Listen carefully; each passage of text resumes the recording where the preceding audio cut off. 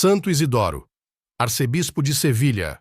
Santo Isidoro, o mais insigne dos doutores da Igreja da Espanha, era natural de Cartágena e filho de pais ilustres e profundamente religiosos.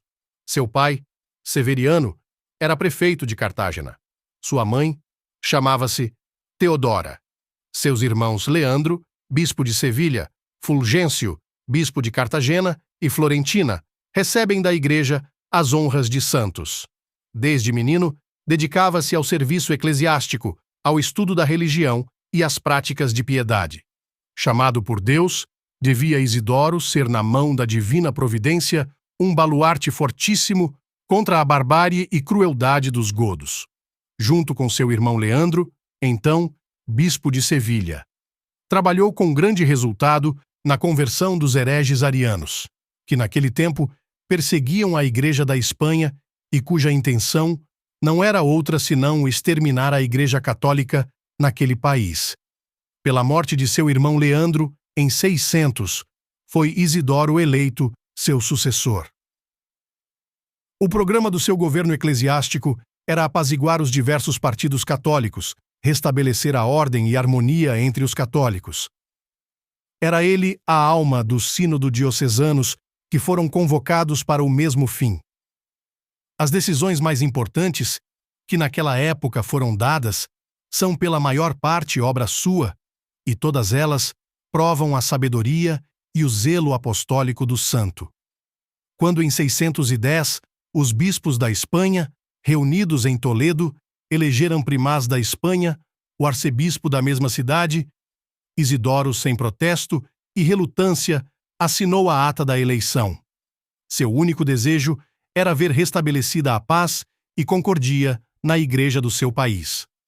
Como presidente do Concílio de Sevilha, 619, condenou a seita dos acéfalos e eutiquianos. Tão clara e convincente era sua argumentação que o bispo Gregório da Síria, o principal propagandista dos acéfalos, abjurou o erro e voltou à doutrina da Igreja Católica. Os eutiquianos reconheciam na pessoa de Jesus Cristo só uma natureza, quando a Igreja Católica ensina que em Jesus Cristo há duas naturezas, uma humana, outra divina.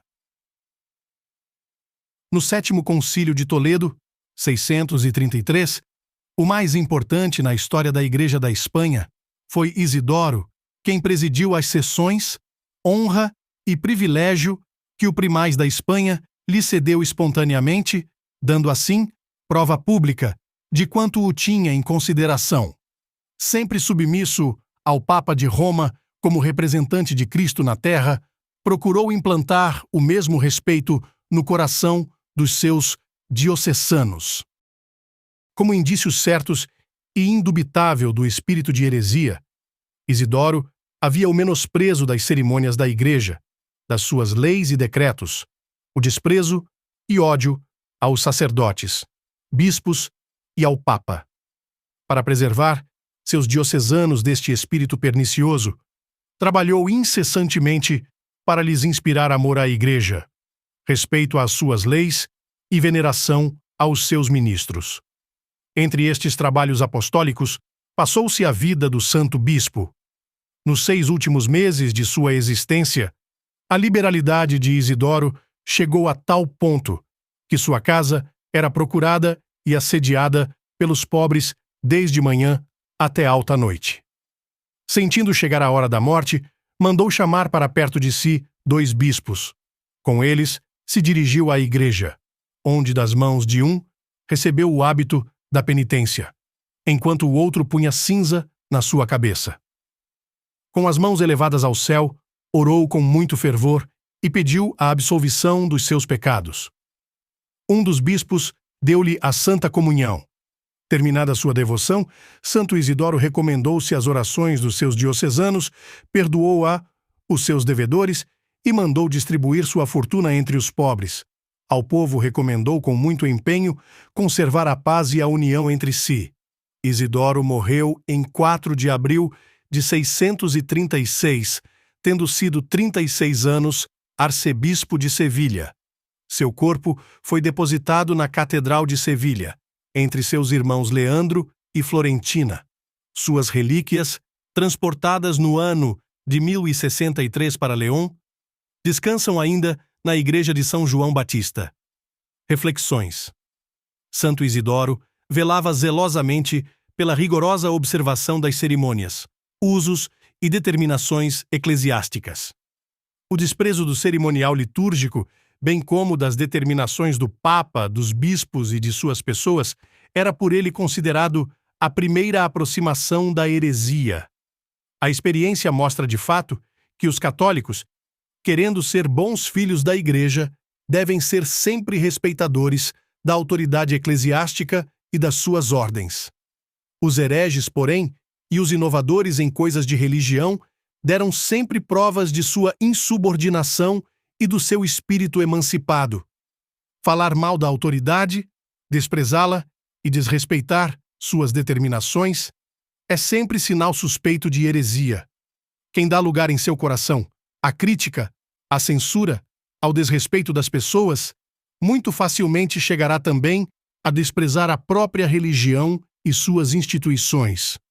Um mau católico pode ser um elemento muito mais perigoso e pernicioso que um protestante ou judeu. Ai dos maus católicos, porque suas críticas, sua desobediência e seu desrespeito causarão grandes males. Males talvez maiores que as pregações dos metodistas.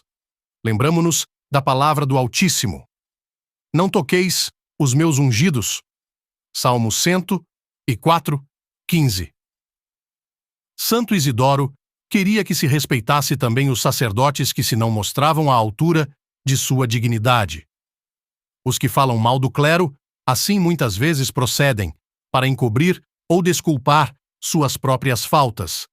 Se no meio dos apóstolos houve um Judas, seria injusto querermos pela falta deste infeliz discípulo de nosso Senhor desprezar os demais. A porcentagem dos maus sacerdotes é mínima, e a estatística da criminalidade é uma apologia brilhante da classe sacerdotal.